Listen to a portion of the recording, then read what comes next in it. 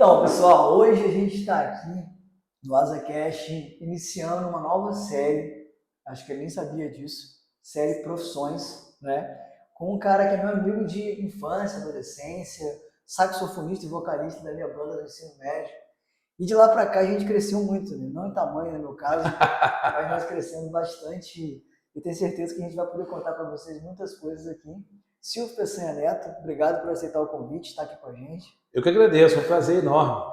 Podemos contar um pouquinho da nossa história aqui, né? Cara, e assim, a nossa história a gente se conhece no ensino médio, numa escola que a gente estudou. Na verdade, eu estava no nono ano, você já estava no ensino médio, a gente tinha muita gincana, a gente queria ganhar gincana para viajar pela escola, para representar a escola em outra cidade. Verdade. Né? Até que a gente montou uma banda e passou a tocar em todos os eventos da escola, e o pícaro, assim, o auge. A gente foi tocar em Ouro Preto no final de um evento, de ônibus. Era o... me esqueci do nome, como é que chamava? Feste Bosco. Feste Bosco, exatamente. Em Ouro Preto. E era em Ouro Preto. Cachoeiro do Campo. Exatamente. E aí a gente foi fazer um show lá de encerramento. E aí, pessoal, de lá pra cá, né, o Silvio Neto, inevitavelmente vou chamá-lo de Neto, porque é assim que a gente se conheceu. E engraçado, né? Às vezes tem pessoas que têm dificuldade de me chamar de Dudu. Ah, é? Aí, né, Carlos Eduardo, cara, me chama de Dudu. Você já ouviu falar em Bill Gates? O cara já, pô, o nome dele é William. Ninguém chama ele de William, então qual o problema de me chamar de Dudu? Né? Eu até me sinto mais à vontade de chamar de Dudu. Porque chamar de Carlos Eduardo Terra aí vai ficar... vai ficar estranho, vai ficar diferente.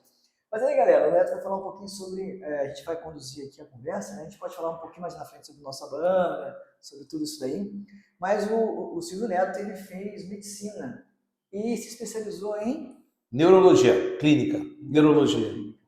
E aí, conta pra gente um pouco como é que foi a sua saída do ensino médio até entrar na faculdade de medicina e escolher essa carreira, porque o nosso objetivo aqui, nesse momento, é que o nosso aluno assista essa entrevista, esse bate-papo nosso, e possa de alguma forma se inspirar. Se tem alguém ali pensando em fazer medicina, pensando em fazer neurologia, qual foi o passo que você seguiu, os passos que você seguiu desde o ensino médio até a faculdade e até a especialização em neurologia? Essa pergunta é muito boa. Eu acho que escolher medicina tem muito realmente a ver com vocação. Porque a medicina, cada profissão tem a sua característica, né? Eu acho que toda a área do conhecimento tem um papel fundamental para a sociedade. A medicina tem um aspecto que quem escolhe medicina realmente precisa saber de algumas questões. Primeiro, quando a gente se torna médico, a gente é 24 horas por dia médico. Não tem opção de você fechar o relatório, fechar a planilha, fechar o caso, né? Fechar o livro numa sexta-feira e só reabrir na segunda-feira. Na verdade, se você se torna médico, se você está num ambiente de lazer, numa praia, numa viagem, alguém tem algum tipo de questão de saúde, até por uma questão legal, você tem que prestar aquele... Acredito que no juramento, lá na formatura, vocês têm que falar isso. Exatamente, exatamente. Então, o juramento de Hipócrates diz isso muito bem. E a nossa legislação também exige que você atue em qualquer momento que você tiver. Então, eu acho que isso faz com que a gente tenha que ter, primeiro, a vocação. Saber que eventualmente não há uma busca pela medicina só pelo glamour ou pela questão financeira. Você precisa gostar do que você faz. Então, a escolha pela medicina é uma escolha como um sacerdócio. Você tem que saber que você vai trabalhar muito, mas não que isso seja um peso. Ao contrário, isso é uma coisa que nos traz satisfação, traz prazer e tudo mais. Então, quando eu estava no ensino médio, eu sempre gostei muito de ajudar, de fazer o bem, de ser útil. Então, quando alguém me pedia para ajudar com alguma coisa, eu sempre queria fazer melhor. E aí, inevitavelmente, claro que quando você tem alguém na família que é médico, isso te influencia. Meu pai é médico, eu acompanhava meu pai em atendimento. Meu pai sempre gostou muito de atender no SUS. Então, ele ia para vários postos de saúde aqui no entorno aqui de Campos. Cada dia da semana ele ia para um postinho de saúde num lugar muito humilde e eu via ali uma fila de pessoas que tinham ali nele uma expectativa de alguém que pudesse ajudar, e aquilo realmente me fez pensar que a medicina seria o meu caminho. Mas depois, como você perguntou, durante o ensino médio, eu não tinha isso muito claro. Eu acho super normal. A gente, às vezes, não sabia exatamente o que a gente vai fazer. Aí, claro, mais perto do vestibular, a gente começa a encarar isso melhor. E aí eu acabei optando realmente por fazer o vestibular de medicina. À época, eu passei primeiro para o Rio e depois fui chamado na reclassificação aqui em Campos. Mas eu acabei, já tinha começado a faculdade lá e aí optei por continuar no Rio. Lá no Rio eu tive a oportunidade de estagiar em vários hospitais e durante a faculdade eu sempre quis fazer cardiologia. Legal. Eu era monitor, e aí uma dica que eu sempre dou, quando a gente está na faculdade, na escola também, a gente não pode ficar só com as aulas, a gente tem que querer sempre fazer coisa diferente. Na faculdade eu queria fazer monitoria, eu queria ser da liga acadêmica, eu queria fazer pesquisa, eu não queria entrar na sala de aula e ir embora, eu queria fazer tudo que a faculdade pudesse me oferecer. Muito porque eu acho que isso aí vem da gente, cara, porque quando a gente se conheceu, eu já falei aqui, né, a gente nunca estudou junto. Eu era um ano antes de você. Eu estava no nono ano quando você estava no primeiro, eu estava no primeiro ano quando você estava no segundo, no ensino médio. Mas a gente tinha banda na escola e tal, né? Mas eu percebi o quanto que nas gincanas, nos eventos, o quanto que a gente se envolvia em qualquer coisa que a gente fizesse. Eu Exato. falo isso muito para os meus alunos, cara, porque assim, se você quer ser médico, seja, mas porque você gosta. Porque um cara como você, um cara como eu, o que a gente fizesse ia ser bom. Sim. Porque além de ser médico ou ser empresário, a gente aprendeu a lidar com qualquer situação. É isso. Então, aqui na escola, a gente tem criado situações, desafios, experiências de vivência, para poder promover nos alunos essas situações, esse network, eles entenderem, pô, hoje mesmo a gente vai fazer um ensaio, até estava brincando aqui, daqui a pouco eu vou falar um pouco mais sobre o que está fazendo hoje, mas, cara, a banda que a gente está montando para tocar, que a gente daqui a pouco vai falar isso aqui também, tem uma galera grande, e o cara que eu te falei, que é o CEO, tocava bongô comigo, cara, no trailer do Gohan em frente ao Enf. Legal. Então você nunca imagina que o cara que está com você ali, brincando, um dia vai ser um grande diretor de uma grande empresa. Claro. E que lá na frente, poxa, tem todo sentido, tem todo o network envolvido com aquilo. Sim. Então eu acho que isso que você está falando é muito legal para os alunos que estão nos ouvindo, entender que entrar numa sala e ir embora é muito pouco. Você se torna igual a todo mundo. Exatamente. Você tem que viver aquilo ali e aproveitar o máximo daquele lugar que você está. Não, concordo. Eu acho que tudo que a escola puder te oferecer, tudo que a faculdade puder te oferecer, você tem que abraçar. Seja um grupo de estudo, seja uma banda, seja... Foi o que você falou, a gente queria fazer além. E eu sei que também durante a sua trajetória na UENF e tal, você sempre foi muito conhecido como aquela pessoa que é sociável, que estava sempre fazendo coisa diferente, tocando, promovendo. Lembra que eu criava minhoca? Minhoca, exato. Aí você foi criar minhoca, aí você foi, enfim, empreender. Hoje eu entendo que empreendeu, eu estava empreendendo, mas não tinha esse nome. Exato. Você estava. A gente tem como a gente intraempreender, que a gente está sempre fazendo diferente dentro da própria empresa ou dentro da própria escola, da família, e empreender do ponto de vista de criar negócios e tudo, é uma visão interessante. Hoje muito se fala, por exemplo, que o conceito de empregabilidade ele foi atualizado, porque empregabilidade é ter um emprego. Então tá lá carteira assinada e tal. Para além da empregabilidade, tem a trabalhabilidade, que é você não necessariamente estar empregado, mas você está gerando renda, produzindo, pode ser empreendendo, pode ser fazendo algo, por exemplo, lecionando, pode ser... Então, na verdade, eu acho que a gente precisa ter uma cabeça sempre estimulada a fazer coisas diferentes.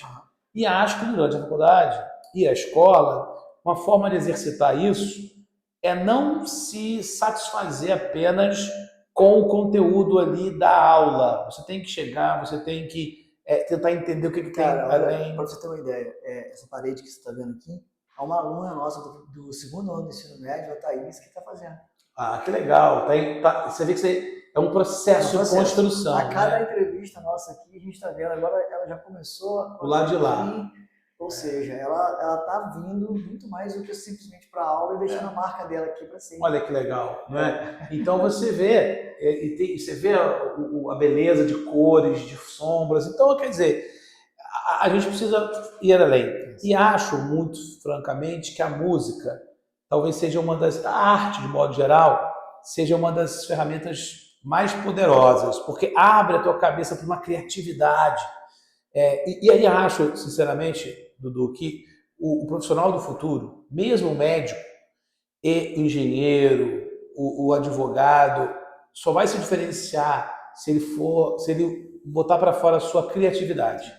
Tem que ser criativo. Então, o médico está no consultório, de repente ele pensa, poxa, enquanto o paciente espera, ele pode realmente marcar a volta dele, o retorno com o QR Code que está na recepção, ou eu tenho que criar condições para que ele possa avaliar o atendimento. Então, eu acho que a gente ser criativo, pensar fora da caixa, e qualquer profissão. É trazer inovação para o processo. É isso aí. Entende? Então, assim, a gente fala muito isso com os alunos, professores aqui, e é uma filosofia nossa, né? Tá sempre buscando inovar, e por que não montar um estúdio de podcast na escola e usar ele com frequência, não só com a gente, né, diretores, professores, mas com os alunos. A gente Muito tem um legal. grupo de alunos aqui, que essa semana tem todo um editorial, que a gente estava conversando aqui agora há pouco, para gravar um episódio para o livro da UERJ, que é o vestibular do domingo que vem, e que eles precisam saber sobre esse livro. Então, eles estão montando um podcast sobre a história do livro para ajudar os colegas daqui e de outras escolas a entender a história do livro, que pode fazer diferença na hora de fazer o vestibular. É porque são linguagens. O videocast, o podcast é uma linguagem que a geração atual gosta de consumir, né? É claro que é super importante o livro. Acho que a gente nunca substitui. Sim, concordo plenamente. São múltiplas metodologias. Você tem um livro, você tem um podcast, você tem um videocast, você tem um resumo no plataforma de streaming, YouTube, seja o que for.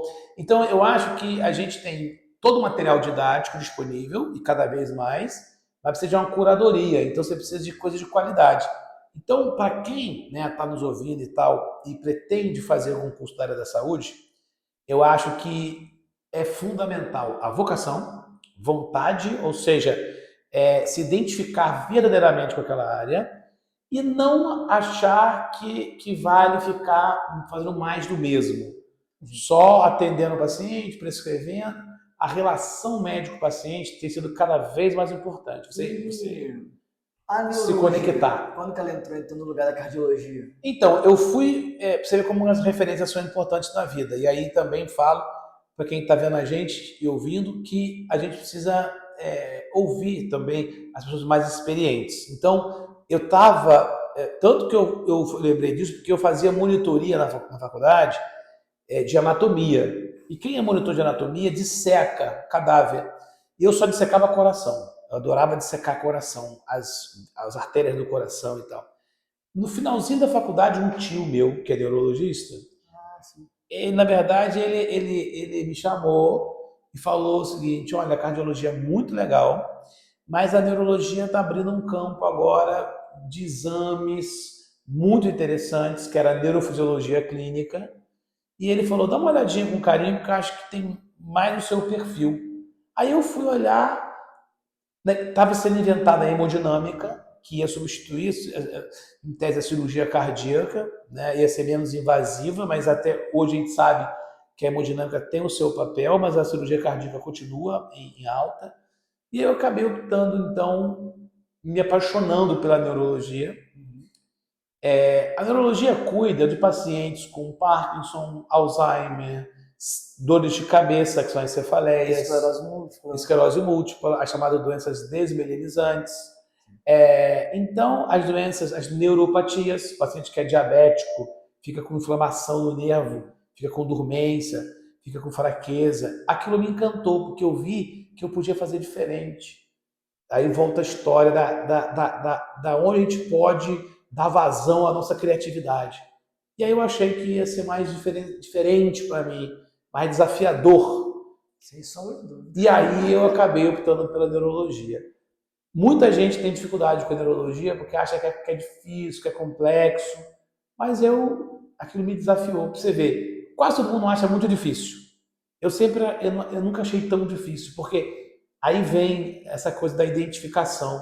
Tem gente que acha a matemática difícil, tá? A geografia é difícil, a história é difícil, mas português. Mas se você se identifica, aquele difícil Fica tranquilo. se torna muito mais, vamos dizer, palatável, muito mais agradável. E aí tem que achar um campo que a gente tenha identificação. A gente pega, agarra nele e vai em frente. Tá, mas se você é professor da faculdade também. Por mais de 10 anos eu lecionei na faculdade de forma ininterrupta. Todo dia de tarde, era de manhã no consultório e de tarde na faculdade. Você saiu da monitoria para a sala de aula. Isso, porque como eu fui monitor muitos anos, quando eu me formei, o diretor da faculdade falou, não, você não vai embora não, você tem que ser professor. Cara, deixa eu te falar um negócio que eu acho que influenciou muito a gente. A gente teve professores no nosso ensino médio que fizeram muita diferença. Exato. E, poxa, é uma pena que o Fernando tenha nos deixado, né? Fernando Vasconcelos. Eu tentei por 2 vezes, eu tenho no meu celular, chamar ele para vir aqui. Olha. Na inauguração, fizemos um aulão no Trianon, na UENF, eu chamei ele, não pôde ir. Eu queria dizer isso para ele, cara, você foi um cara que me fez ser professor, porque meu sonho era ser agrônomo. Sim. E aí entrou, tinha o UENF, fazia agronomia na UENF, e quando tive a oportunidade lá de dar aula no pré-vestibular social, eu fazia o que o cara fazia, e quando eu entrei em escolas, eu fazia mais ou menos o que a gente viveu na escola. É isso. E me tornei um professor diferente. Então eu percebi que ser professor era a minha praia, e não a agronomia. Perfeito. E assim, eu sou agrônomo, você vai na minha casa e você vai ver lá um monte de planta, um monte de jardim, claro, de horta, mas eu me apaixonei e entendi também a visão empreendedora por trás de tudo isso. Da educação, né? Da educação, mas eu acho que nós tivemos a sorte de ter professores que nos deram uma visão lá atrás, talvez a gente não tenha isso consciente, mas que nos deram, assim, a base para entender como ensinar. Porque se hoje a gente vai fazer hoje aqui uma feira interdisciplinar, eu tive isso no meu ensino médio lá atrás, cara. Sim. Em 1997. Perfeito. Entendeu? E hoje a gente está trazendo algo que a gente já viveu e que foi um diferencial muito grande. A gente está falando da música, né? Cara, tem gente que às vezes tem até vergonha, medo de falar que toca. Parecendo um pouco assim, nossa, ele é neurologista, mas toca, já tocou em barzinho, banda. Cara, que loucura. A música é maravilhosa, é uma arte, é uma válvula de escape, é uma maneira... Quer ver uma coisa que me ajudou muito a ser professor? Tenho certeza que você também. Muita gente tem dificuldade de plateia. Sim. A gente não tinha. É verdade. A gente já tinha o costume de tocar no carnaval de São João da Barra, no trio elétrico. Né? Giripoca? Não. Giripoca tinha também. Tinha Giripoca. Tocou... Em Farol, em São João da Barra, Gruçaí. Fora do estado também, tocamos Ouro Preto. A gente Ouro Preto. A gente teve 2 bandas, a banda Oiles, em homenagem a uma pessoa muito especial na nossa vida, que foi um padre, né? Padre Círio, Oiles, Círio ao contrário. Círio ao contrário. Ele era diretor da escola. Ele comprou todos os instrumentos pra gente. Foi. Né? Um baixo vermelho bonito. Uma bateria. Bateria. E depois que a gente saiu da escola, a gente continuou com a banda. E aí, nesse momento, a banda mudou de nome e passou a se chamar Arritmia. Eu acho que seu pai tinha arritmia cardíaca. Isso, tinha. E aí, em homenagem ao pai dele, que tinha um problema de arritmia, a banda não tinha lá muito ritmo, né? Até tinha, mas a gente quis fazer uma... De propósito. De propósito. Arritmia. Arritmia. Então a gente fez sucesso aí em 99, 2000, tocamos carnavais. Tipo Menudos. Deu sucesso junto com... A turma não vai saber nem do que se trata Menudos. Tipo Menudos, né? Essas coisas. Não, a gente fez um negócio muito legal, né? Muito legal. E aí, vamos continuar aqui na questão profissional. Então, você virou professor na universidade, fazia seu consultório, era professor na universidade, dava aula de neurologia ou de anato, como é que era isso? Neuroanatomia, neurofisiologia e neurologia clínica. Então, eu peguei 3 disciplinas e, assim, me formei em 2006 e aí, em 2007, eu já estava contratado como professor. Aí terminei a especialização em neurologia, fiz mestrado e doutorado na Unirio, na Federal do Estado do Rio de Janeiro. E fiz o mestrado e doutorado na área de neurologia, uma área, uma doença da família da esclerose múltipla, a neuromielite óptica. E aí publiquei internacionalmente e tal, então fiz toda uma trajetória acadêmica. E aí, lá para as tantas, de 2007 a 2017, 10 anos, ininterruptos, era de manhã no consultório e à tarde dando aula na faculdade, todos os dias. 10 anos direto. Em 2017, eu fui chamado para ser coordenador do curso. Então, eu de professor virei coordenador, em 17. No final de 2018, me chamaram de coordenador, de 17, final de 18, isso. Me chamaram para ser diretor. E aí eu fui para diretor da faculdade. E aí tinha um outro coordenador Diretor da e Faculdade tal. de Medicina, Isso, de medicina. lá Lá no Rio Comprido, no Rio de Janeiro, que depois mudou na Estácio. na Estácio. Aham. Isso. Que é uma baita de uma universidade. Né? Hoje são 100 unidades, né, no Brasil inteiro, presencial mais o EAD. Hoje a gente está com 1 milhão e 300 mil alunos. 1,3 milhões de alunos. 1 milhão e 300 mil alunos, mais ou menos metade disso é presencial, metade é à distância, né, EAD. Sim, sim. Como pode, né, cara? Como cresceu o EAD? Cresceu muito o EAD. E aí são, no grupo, 17 escolas de medicina que eu dirijo. Era uma... Então, peraí. Mas você era diretor da faculdade do Rio Comprido. Agora você dirige os 17? 17. Peraí, explica melhor. É porque, quando eu me tornei diretor, nós já tínhamos 8 faculdades de medicina nesse meio tempo, né? Isso a nível de Brasil. Brasil. Então, tem desde Teresina, no Piauí, até Jaraguá do Sul, em Santa Catarina. São unidades de medicina do grupo Estácio. E eu hoje dirijo essas 17 escolas. São 9 mil alunos de medicina, no total, 1.600 professores e 400 preceptores que ficam nos hospitais. Então, são 2 mil entre professores e preceptores, cuidando de 9 mil alunos. Caramba. E aí... E você é o cara que toma conta dessa turma. E eu dirijo essa turma toda ali. É muito bacana, é um desafio grande. Então, eu de médico me tornei coordenador, depois me tornei gestor, me tornei diretor, né? E hoje, então, eu cuido desses cursos de medicina. Por isso que acaba que eu, tendo sido aluno da escola, porque eu fiz Estácio, a graduação. Então, eu hoje dirijo a escola que me formou. Então, acho que isso gera também uma identidade grande, né? Eu cuido com muito carinho, porque assim como a gente certamente quer bem da nossa escola que nos formou, o Salesiano e tal, a gente também a faculdade são o que a gente chama de alma mater. É o nosso espírito. Então eu tenho, claro, um carinho muito grande pela Estácio, porque me formei médico lá, fiz a neurologia, mestrado, doutorado numa pública, mas me tornei professor, coordenador, gerente antes, depois diretor, e como diretor eu então sou responsável por essas escolas de medicina. São duas... É uma loucura, né? Viajando o tempo todo. Viajando. Você acompanha pelo Instagram, obviamente. Não, o cara tá aqui, tá ali, tá lá. Na Bahia tem várias, tem Alagoinhas na Bahia, tem Juazeiro da Bahia. Ceará tem várias unidades da medicina. E no Rio tem 2, na cidade do Rio de Janeiro. Tem uma no centro da cidade e tem outra na Barra. Isso. Então, todos convidados aí, hein, a fazer o vestibular nosso, que está aberto. Está aberto? Está aberto. Vestibular próprio? O vestibular é próprio, mas a gente faz inclusive um vestibular que a gente chama... Os cursos de medicina da Estácio acabaram ficando debaixo de um guarda-chuva chamado IDOMED. Isso, explica isso que eu queria entender. Na verdade, isso foi uma criação nossa, desde que eu sou diretor, que é o Instituto de Educação Médica, que ele serve para gerir as escolas de medicina da Estácio. Então, é um instituto de suporte que cuida da parte pedagógica, da parte administrativa, da parte financeira, só dos cursos de medicina.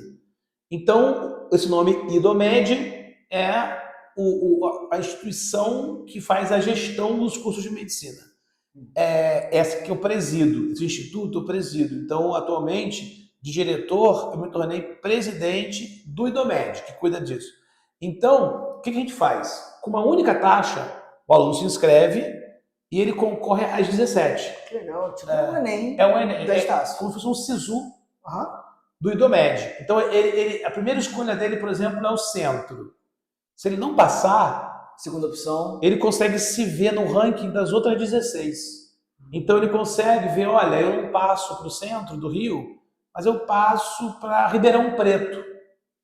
Aí a família dele, eventualmente é de São Paulo e tal. É interessante, a gente vai fazer esse corte de colocar no Instagram aí para nossos alunos saibam disso. Legal, então ó, os alunos aqui do ASA são super convidados a se inscreverem no nosso vestibular, que é o IDOMED Veste.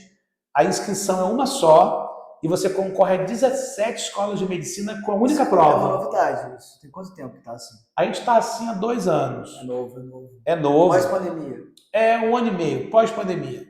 A gente está com esse modelo há 1 ano e meio. Eu me lembro que na pandemia você me mandou uma mensagem, cara, a gente vai usar o Enem, não estava podendo ter vestibular, Isso. não estava podendo ter aglomeração, então muita faculdade utilizou o Enem. A gente continua usando o Enem. Dentro do IDOMED Veste, quem tem um bom Enem, quando ele se inscreve, por exemplo, a primeira escolha dele é o Rio de Janeiro Barra. Ok.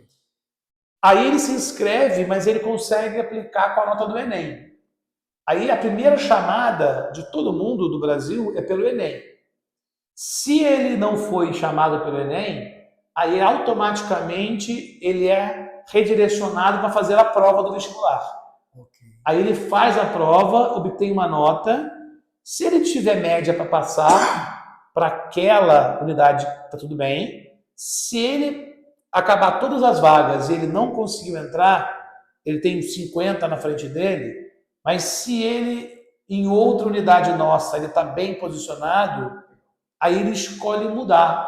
E aí, como aluno de medicina, ele muitas vezes viaja, ele se mobiliza, talvez ele tenha interesse em não fazer no Rio, mas fazer, por exemplo, em Jaraguá do Sul, que é uma cidade maravilhosa de Santa Catarina, ou ele quer fazer pertinho de Salvador, lá em Lagoinhas. Aí ele vai, eventualmente tem família próxima e tal, e ele acaba indo fazer a faculdade em outro lugar. É uma coisa que eu vivo esse mundo aqui, né, do aluno que está fazendo vestibular para isso. Existe algum tipo de financiamento? A Estácio aceita fiéis? Financiamento com banco particular? Claro. Como é que é isso aí? A gente continua aderindo ao FIES, porque a gente acha que é super importante a gente ter o FIES. A gente tem o FIES, tem o ProUni.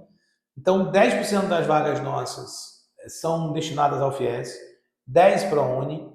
E tem alguns financiamentos que a gente acabou aderindo ao longo dos anos que pagam metade da faculdade. Facilita muito. E aí você paga depois de formado, que é, por exemplo, o Pra Valer. O Pra Valer é do Banco Itaú, por exemplo, mas tem o Banco Santander também, tem outros, que fazem um financiamento de parte da mensalidade do aluno e o aluno só paga depois de formado. É bem interessante. É isso que esses bancos fazem para qualquer instituição. As conveniadas. Eles fazem parcerias com a escola porque a escola tem que subsidiar um pedaço. Então, ela tem que estar disposta a abrir mão de parte da mensalidade, porque existem juros, claro. O banco, ele empresta, né, ele financia, mas a faculdade tem que estar disposta a aceitar a modalidade, porque existe um valor tributado ali que a faculdade precisa arcar. Então, nem toda faculdade aceita. Então, galera, a gente tem aqui um cara que sai de meu amigo do ensino médio, da minha banda, para essa trajetória que a gente está colocando aí. E um dos motivos de ele estar aqui hoje, né, é que a gente está aqui no Colégio Asa, no nosso estúdio, no nosso podcast, e eu convidei para participar de uma banda que a gente vai ensaiar hoje, daqui a pouco, depois daqui, para tocar na nossa festa junina. Coisa que a gente fez muito no ensino médio. Muito. Agradeço muito a você pelo convite. Vai ser um prazer tocar aqui na festa junina, na quadrilha, no Arraiá Asa. Arraiasa. Pronto. Nem sabia do nome, viu? Os alunos aqui. Então, quero ver todo mundo dançando quadrilha aqui. E legal que essa quadrilha ela tem um envolvimento com pais de alunos. Sua filha tem 1 ano? Tem 11 meses. 11 meses, né? Mas a sua afilhada, esse sobrinho, está estudando aqui no primeiro ano do ensino médio. Exatamente. Então ele não é pai, mas é padrinho, então pode ir para a banda, está lá no regulamento. Eu soube que no regulamento que é permitido. É permitido, pera só um minuto que... Pode ficar à vontade. Não, vou desligar aqui, porque estamos bem à vontade, né? Não vai ser editado. Vamos desligar aqui. A quadrilha eu soube que só é permitido participar da banda para tocar quem é familiar de aluno. Então, como eu sou tio E padrinho, pronto, da aluna, tá no regulamento que eu posso tocar nessa banda. E aí vai ser um prazer, porque além de a gente poder fazer uma brincadeira junto, coisa que a gente fez recentemente no meu casamento, no seu casamento, né? Foi muito legal. Eu não lembro muito. Quando você falou que tem que ser médico em qualquer situação, no meu casamento você precisou atuar. Você viu. Viu que eu falei e provei, né? Falou. Mas, brincadeiras à parte, eu acho que um dos desejos que eu tenho é mostrar para os nossos alunos o quanto essa brincadeira que é tocar, que parece brincadeira, pode criar laços, pode criar network, pode criar muita coisa que eles não têm noção agora, mas que lá na frente, então, por exemplo, esses dias eu chamei 4 alunos na minha sala, eu tô sem tempo, falei, cara, mas imagina eu. Exatamente. Vocês estão no 9º ano aí, tem tal, não sei, 8º ano, ensino médio, a gente vai arrumar um tempo, não é pra gente tocar um repertório de horas, é pra gente se divertir. Claro. Então, assim, acho que eles entenderam o recado, a gente vai poder mostrar para eles, né, como é bom, como é interessante, mostrar nosso lado artístico, dividir isso com o público, e daqui a pouquinho a gente vai sair daqui e vai lá para o ensaio, já tem um cupim assando também lá no bafo, para a gente poder também se alimentar, né? Claro, temos que aproveitar. Sem dúvida, é isso. É isso, gente. Muito bem. Por aqui, um podcast não muito longo, mas também não muito rápido, para entender um pouco sobre a carreira da medicina no sentido da neurologia e como que é possível você empreender, até porque se a gente tem tempo, não tem problema, mas o Silvio, você também tinha uma pizzaria? Você continua com esse projeto? Sim. Entre outros projetos que a gente acaba empreendendo, entrando, virando gestor, e entender, cara, que assim como eu entrei numa agronomia para ser agrônomo, você entrou na faculdade para ser médico e hoje você é diretor. Você continua no consultório? Não. Acabou. Eu atualmente não tenho conseguido manter o consultório, né? Então, porque eu atendia de manhã, à tarde dava aula, agora como eu mudei para esse segmento mais de gestão, eu acabei não conseguindo manter as duas atividades. Então hoje você não atua mais como médico? No momento não tenho vontade de voltar a atender, mas no momento eu não tenho conseguido por conta disso, por conta dessa minha meu vínculo agora com a área de gestão. E aí a gente entende uma coisa, antes de encerrar.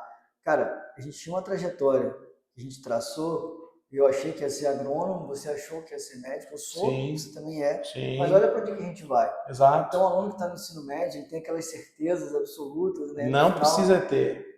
Não precisa ter preocupação de, e se eu escolher errado, não existe isso.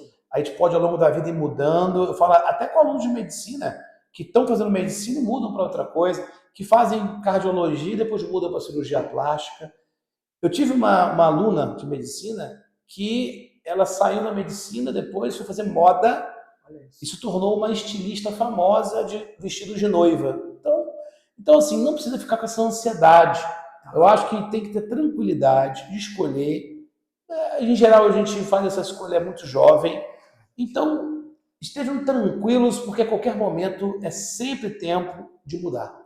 É isso. É isso aí, ficamos por aqui. Muito obrigado pela eu que agradeço. Por conceder a entrevista. Acho que vai ser legal a gente ter percebido aqui, porque nem sempre a gente tem a oportunidade de falar um pouco sobre a nossa vida. Né? É verdade. Porque às vezes pessoas lá das taças vão poder assistir isso aqui. Falar, isso. Que legal. Que bacana. Que bacana. Muito bem. Obrigado a vocês aí.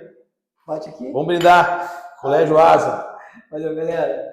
E curtiu, deixa um comentário, dá seu like, siga os aplicativos, as plataformas, Spotify, YouTube, certo? É isso. Um abraço. Tchau, tchau.